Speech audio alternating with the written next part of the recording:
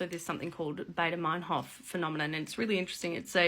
It's also known as the frequency bias. It's a cognitive bias, and it's a psychological principle that basically explains that when you see something once, or when you value something, all of a sudden you see it over and over and over again. So think about the last time you've seen a car that you like. The moment you thought about that car and you thought, oh, I really value that, I like it, maybe I'll get it, all of a sudden you see them everywhere on the road. So that's just a cognitive bias, a frequency bias that's kicking into play. The interesting thing is that you think about the workplace and you think about leaders and change management, and you think about communication.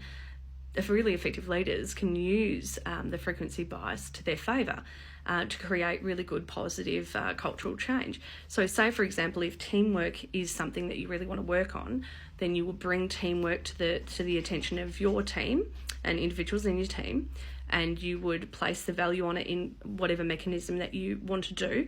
And all of a sudden, because it's brought to the fore, it starts to be seen over and over and over again in a positive way.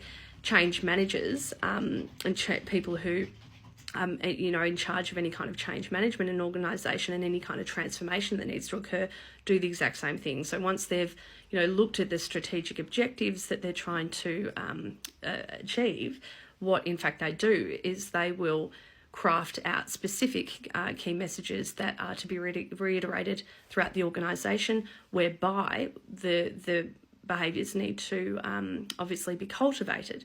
And so this might be something to do with a certain technology implementation. This might be the use of certain systems. So the frequency bias, you see it once, you see it valued, you see it everywhere.